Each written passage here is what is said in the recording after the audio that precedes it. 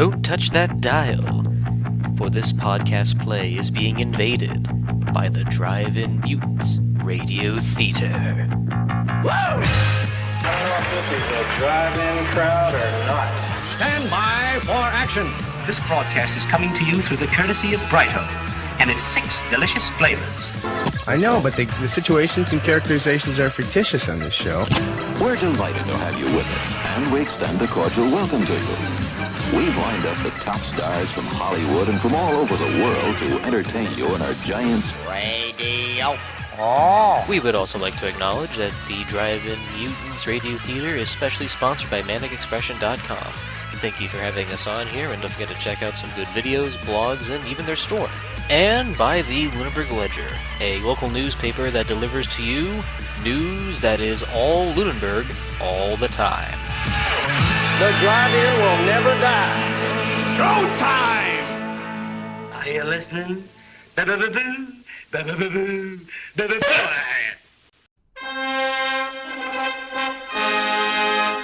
Good evening, one and all. This is the mighty dynamic voice of Colin Servo. And on behalf of the Drive-In Mutants Radio Theater, we proudly present to you Agent Shade.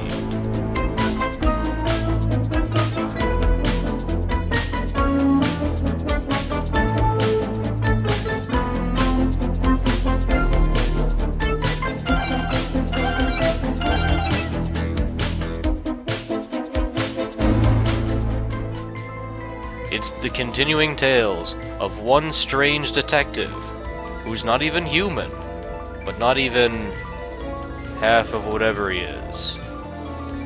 A strange, surreal world of fantasy, mystery, and horror beyond anyone can ever imagine. Tonight's episode. At midnight, the mummy stalks the passenger car. Act 1. Written by Morgan Ledger.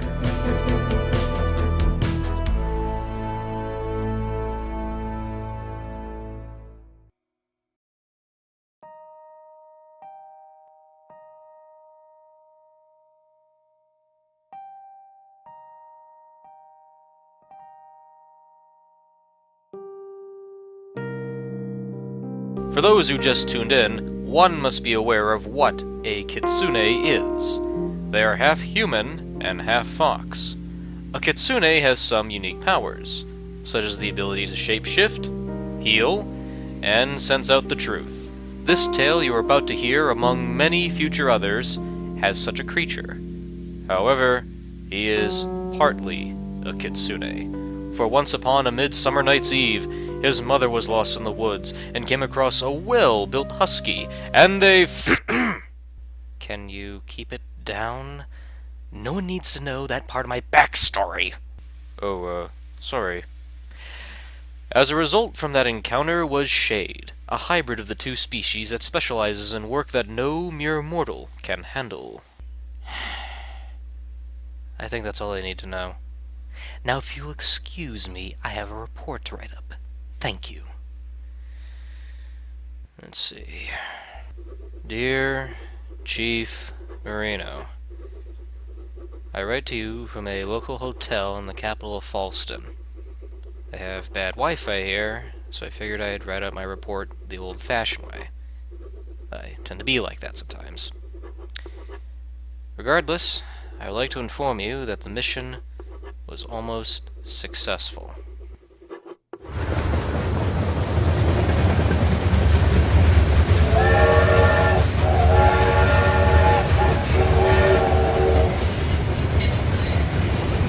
When I was first appointed to this task of protecting a princess, I didn't think you meant a dead one. Escorting the sarcophagus of the lost Egyptian princess Neferraska was almost a joke to me. But after the events that took place on the Blackpool Express, I understand why now.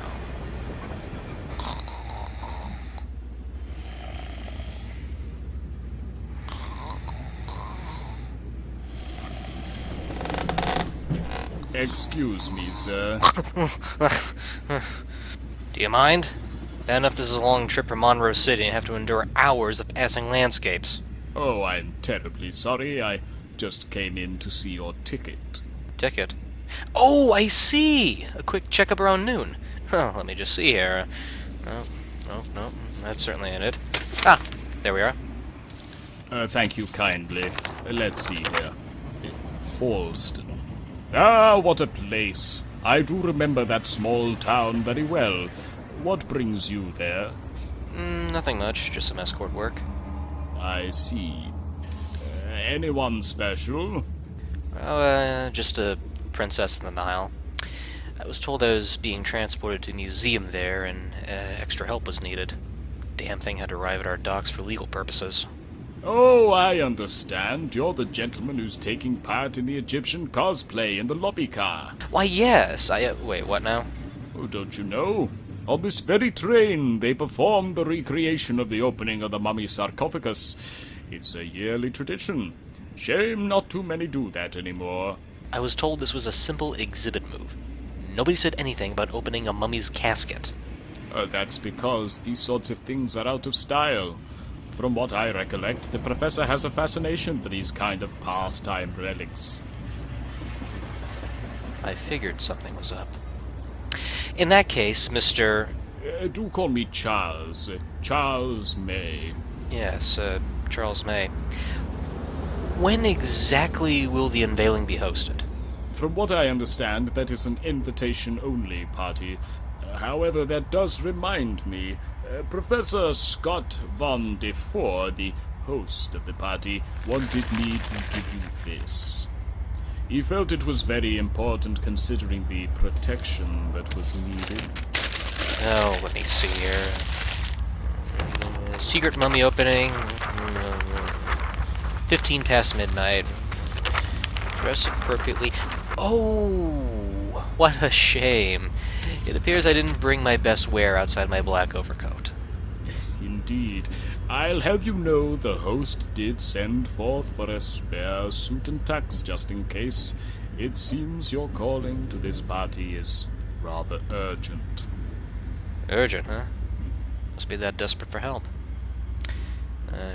Don't have much planned. Will this be an open bar? Why, yes, sir. Then count me in. Very well. I shall RSVP your response, Mr. Shade. Call me Shade.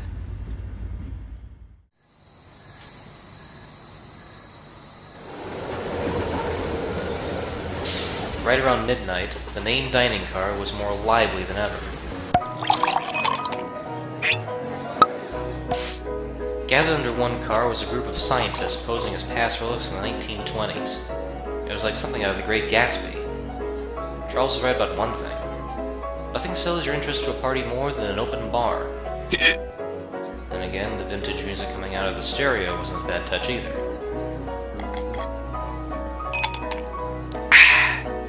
Good year. Another round, my sir? And might I also recommend the pigs in a blanket? Oh, don't mind if I do. Yes.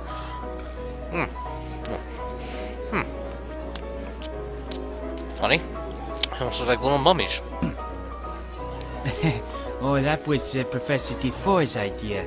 It can't be a mummy opening without a little edible decor. Also, that is a fine suit you have on. This style of bright blue is not my touch. I don't even wear anything like this. More like a rental? A borrow, actually. Oh, I see. After all, it does match with those silver fox ears on your head. Even they look so lifelike.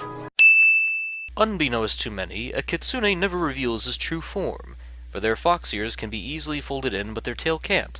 Luckily, as this happens to be a party, it gives Shade a good excuse to relax. Enough! Now is not the time for an exposition dump. Yes, and you are cutting in on our valuable performance time. This is my big scene! Oh, sorry, I just thought the folks listening out there had to know. Anyway, where were we? I completely lost track. Let me see. Here we are. Help! Help! I'm dying, you idiots! What? Let me see that. no. You fool, this is the wrong page!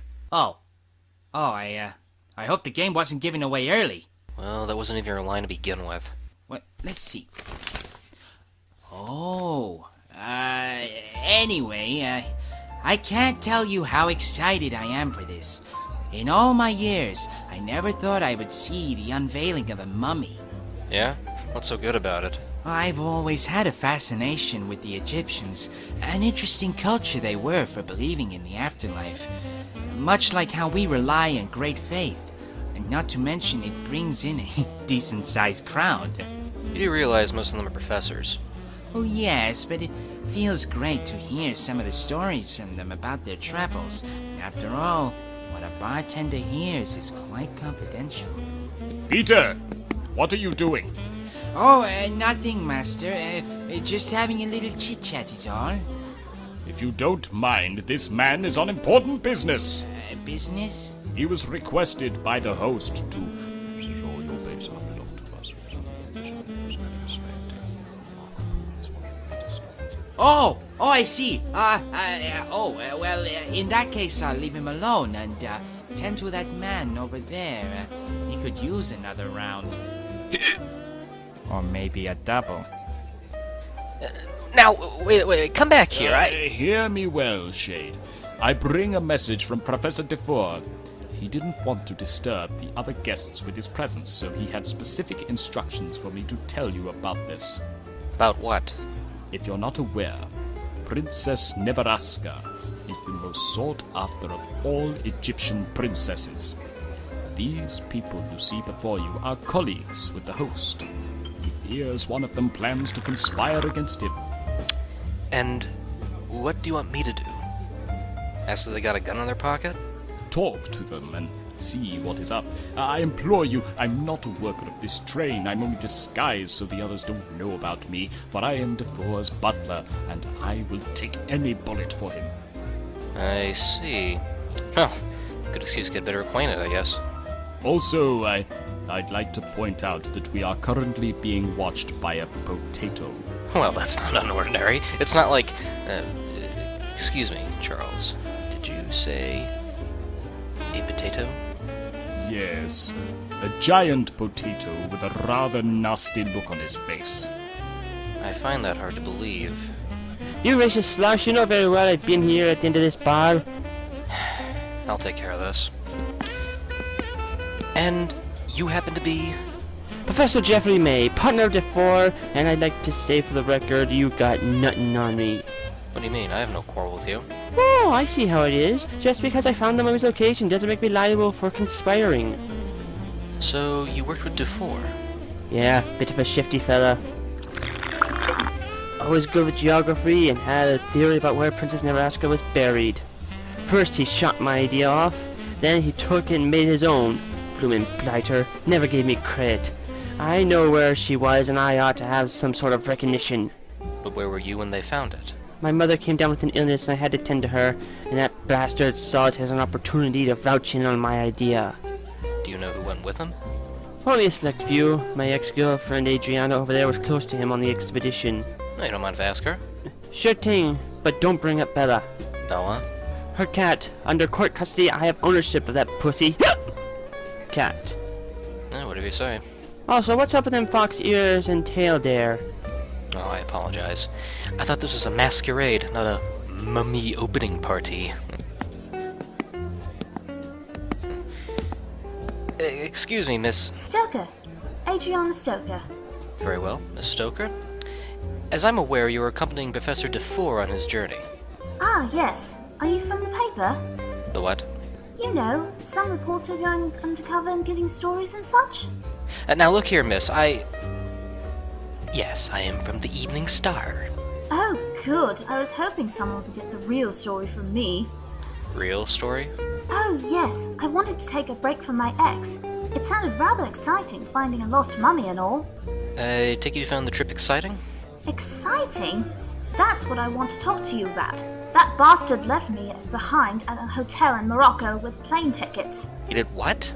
That's the life of an explorer. They have their one-night stand and leave you behind for fortune and glory.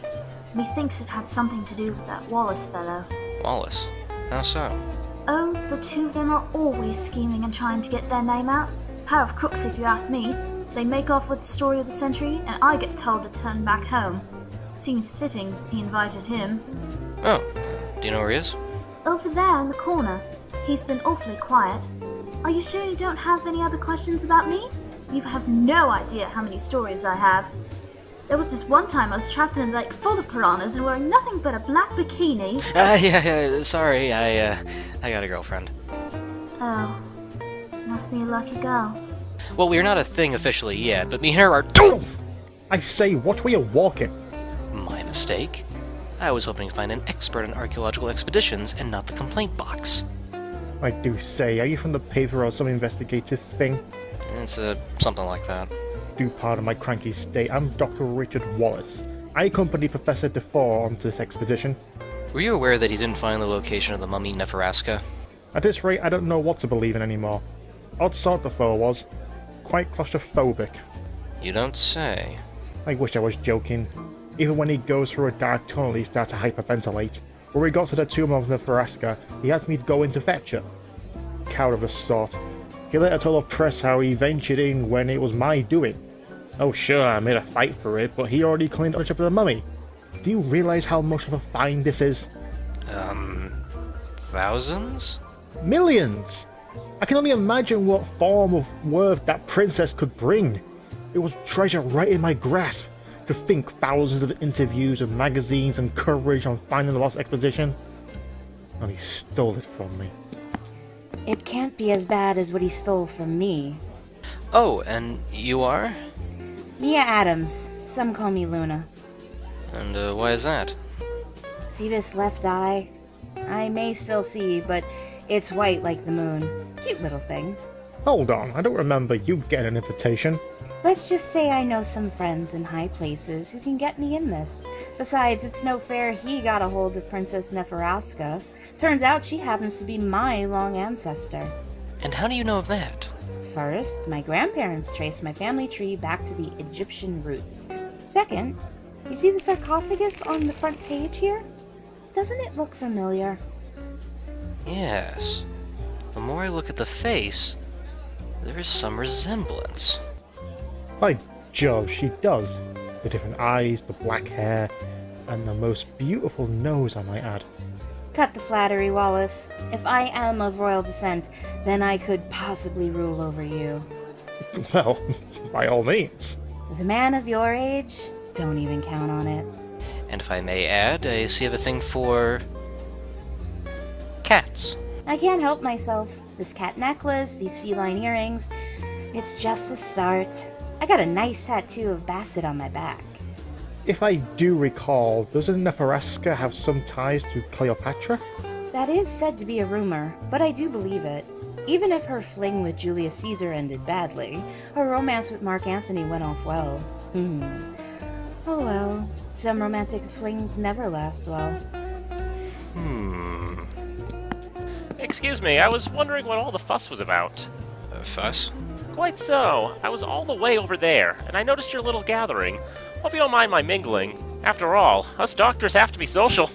I may not be a doctor, but I do wonder if you know how to remove the brain for those who hit on you. If only it were that legal today. Anyway, my name is Dr. Greg Kaiser. I specialize in medical practices. And what's your connection to all of this? Defoe offered me a free vacation, but it was mostly to look after the crew in case they got sick. Thankfully, everyone was in top shape. Now wait a tick, what about that Philip bloke who got bitten by a mosquito? Alas, he was the only casualty. Strange how one small insect bite can do so much damage. Oh no. I know how it was done. Nepharaska's curse. Nepharaska's curse? Oh, joy! A curse? Wait on. No one told me a curse was involved. Oh, see here, Mr. Shade. Huh.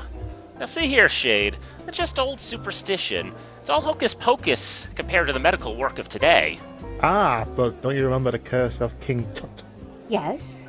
It was said that Howard Carter's right-hand man, Lord Carnarvon, died from a bug bite 6 weeks after he entered into Tut's tomb. Even Howard Carter himself found seeing a mad vision of jackals working in the desert.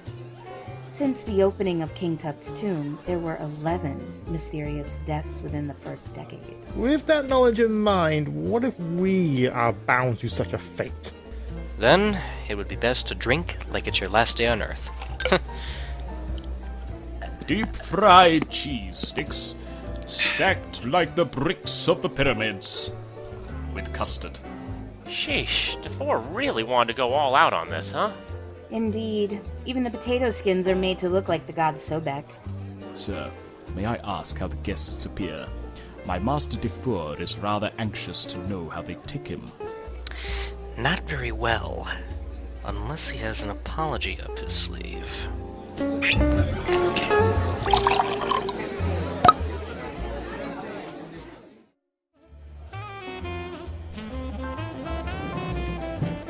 It wasn't long until our guest of the hour arrived. Professor Scott Von DeFore made his entrance in while wheeling the massive coffin. I never thought I'd say this, but an image is worth 1,000 words. The face on the sarcophagus eerily did look like Mia Adams. It was creepy to say the least. But more stranger was why a man who made so many enemies invite them all to a party like this. The answer would come to me, and it's one I wish it didn't. Excuse me, may I sit here? I notice you're the only one here at this bar. What? Oh, yes, this is a free country. Thank you. Say, are you the agent who is accompanying Nebraska's coffin? Huh? Oh, yes, Agent Shade at your service. Professor Scott Von DeFore, if you don't mind. Ah, so you're the one getting all the talk here. Yeah, finding the mummy was mine, though I could not have done it without any of them. Yeah, about that. They don't seem very keen about you either. Oh, I figured that much. Yes, I stabbed some backs, but I plan to make amends. Last thing I wish to do is to burn all these bridges you see before you. I think it appears you're at the point of no return here. Pity. Seeing all this trouble over a dead mummy. Blasphemy! Finding this mummy is about as big as finding the lost reels of greed. So, I got careless and wanted all the credit. But tonight, that will change for all of them. How so? First, I show them the mummy. And then, I make my rightful amends. They might not all want it after what I have done, but truthfully, you either make friends or create enemies. Bartender, make me a Manhattan. Yes, Mr. DeFore. We all get made sometimes. We all want to be the one to get the gold. But during my travels and transporting this mummy, I came to an epiphany. Oh, is that so? That some ghosts from a past, present, future showed what kind of person you truly are? Oh, sharp tack you are. I realized how many folks I've upset. All these people here, and I don't deserve any credit. Would you believe it took more guts to convince them to come aboard this train?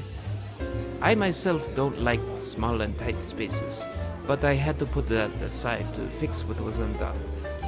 Shaken, not stirred up. Thank you. On second thought, I'll save this for later. Could come in handy. Oof! 15 past midnight. It is showtime. Break a leg, Professor.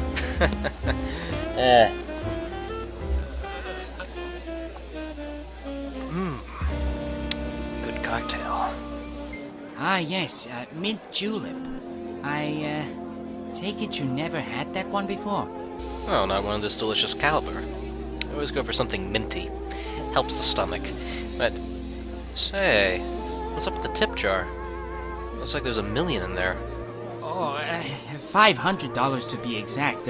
I must say I never had my jar this full before. Oh? Who's the patron? one of the ladies here. They were very kind enough to give me something extra for their mojito. With a tip like that, I'm surprised you're not getting lucky tonight with these people.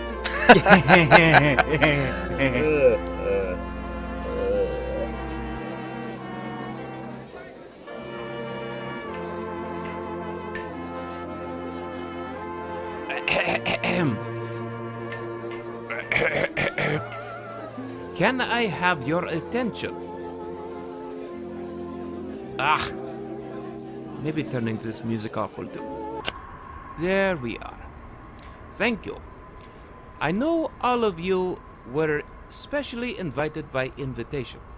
Some of you know me well, with the exception of maybe one or two people. There was something special I had to say, but I think I will save for an after-opening toast. Let's see, where can I put this cocktail? That table should do. I'm certain we all know what we came here for.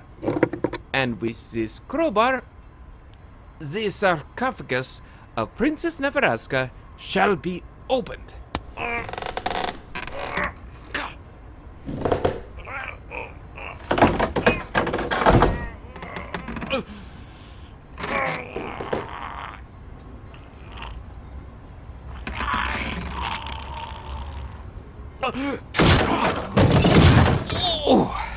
I will feel that in the morning. Great Scott! The coffin! It's empty! Ha! There'll be nothing but bits of bandages there. What a find, you airhead. No, that cannot be. I double-checked before the got on the train. The mummy princess, she was in here, I tell you. Wait, you opened up the sarcophagus before you got on this train? Well, I was worried. There was nothing in here, and I took maybe a tiny crack of a peek. Good heavens, did you even bother to read the writing on this coffin? There could be some kind of what it inscribed. Let me see. I'm good at reading hieroglyphics. Well, what does it say? It says, "Who dare shall open this will endure the curse of Nebraska, for she will walk again and feel great unrest if her slumber be disturbed." Oh. I was afraid it would say that. Who turns out the lights? Calm yourself. It was probably a short fuse. You know I'm afraid of dark and enclosed spaces. Hang on, I'll see what all the damage is. I do say there must be candles around here somewhere. Anyone got a light? I wish I could provide one, but I don't smoke. Great. Now where did I put my drink? Say, bartender, don't you have a flashlight behind the bar? Well, unfortunately, we've never had a power outage like this before. Just get something on. I can't... What's that? Everything will be alright, sir. Just control yourself.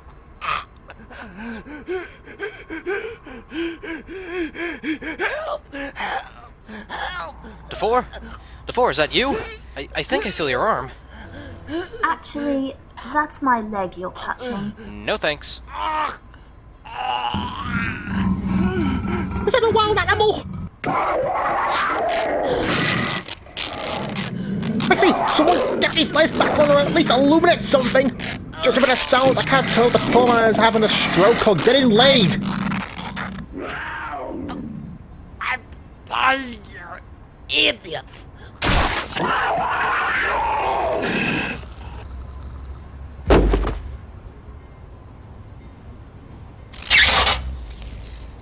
Look at that! The lights are back on! But the host is dead! Now, I'm a doctor. Just because he's lying there doesn't mean he's dead. I'll just check his pulse. My lord, he's dead! He was afraid of enclosed spaces. Maybe the dark just got to him. I don't think so. Look what's on the floor. It appears to be a small blow dart.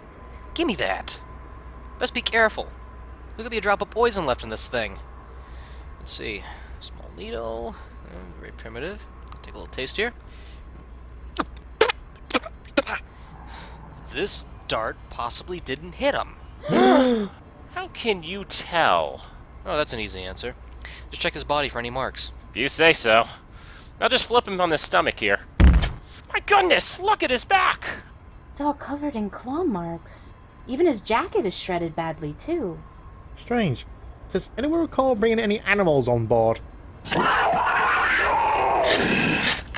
back, everyone! There's a panther emerging from the bar! A panther? That explains the roaring! Down, Bella, down! You son of a bitch, I told you not to bring her in here! Do you realize how much damage she could cause? I couldn't help myself. I didn't want this thing to be alone with the luggage. Bella? Is that you? Oh, Bella. You've brought my cat on this train. I had to. No one else would look after her. I can see why. Oh, come here, Snuggles. Oh, Mama's going to make sure you don't get into any more trouble.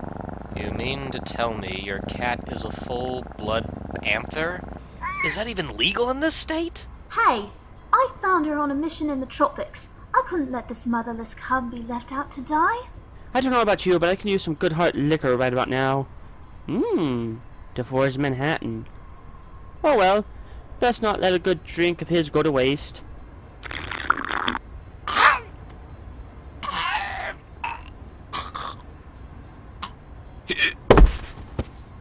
Oh no.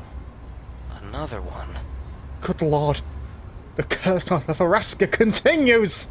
I don't think so. Let me see that cup next to him. The drink was poisoned!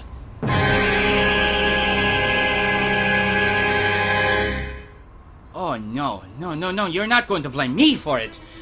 I made it specially for him, the way Mr. DeFore always likes it. There was no way I could do it. Oh! I find that hard to believe. You were the one who served that Manhattan. But I had no motive against him. What if somebody drugged his drink and then tried to kill him? Everyone knows a little nip during a stressful situation can relax you.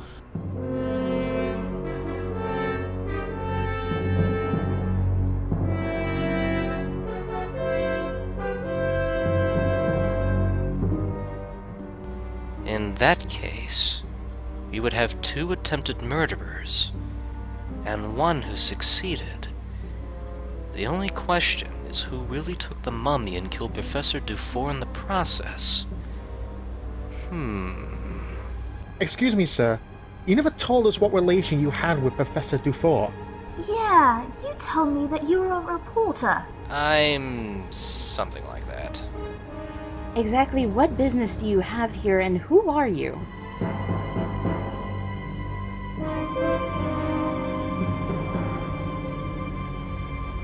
My name is Agent Shade. I was assigned to look after this mummy in transport. But now I see myself in a bigger purpose here than before. How so? Among one of us, there is a murderer. I have listened to all of your stories, and from what I've heard, I know who exactly murdered Professor Scott Von Dufour. For they are still within this very room.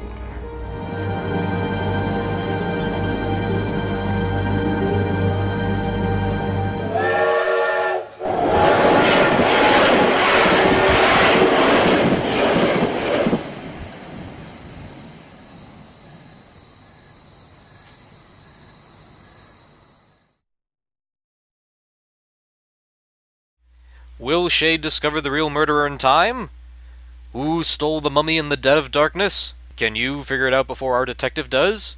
Well, now you can! Wait, what? That's not fair! Too late. Now you can solve the mystery with the Agent Shade Whodunit contest.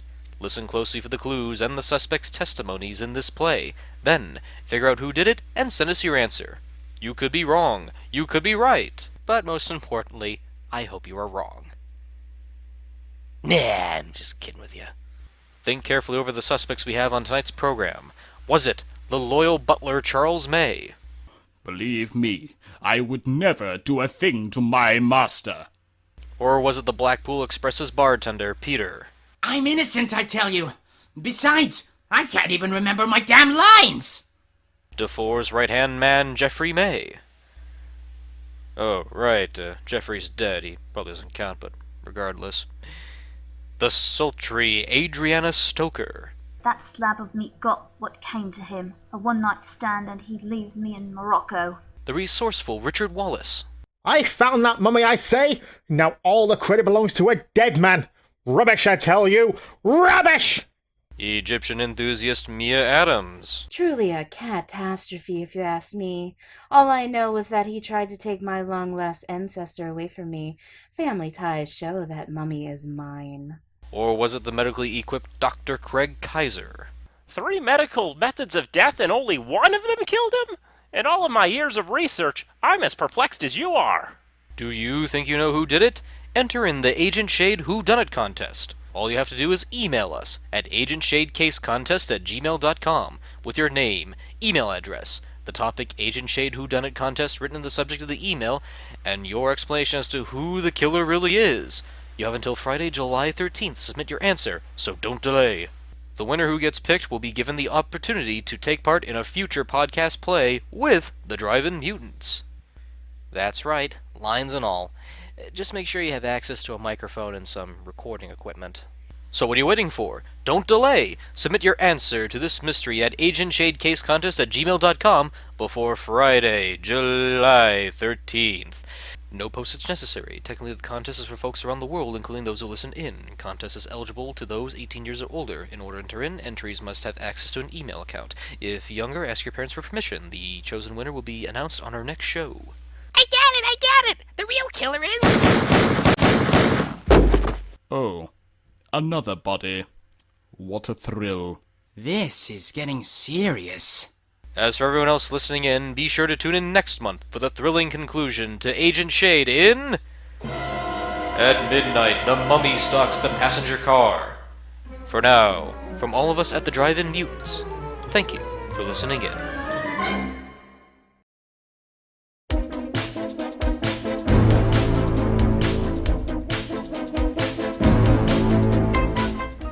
The Drive-In Mutants Radio Theater's presentation of Agent Shade would like to acknowledge those who lent a voice. Morgan Ledger as Agent Shade, Colin Servo as the narrator, Michael D. Kimpton as Charles May and Peter, Cody Kluesner as Jeffrey May, Kathy Kennedy as Adriana Stoker, Daniel Swallow as Richard Wallace, Starr as Mia Adams, Daniel Beaulac as Craig Kaiser, and James Sullivan as Professor Scott Von Defoe. We thank you for tuning in and hope to catch you on the flip side.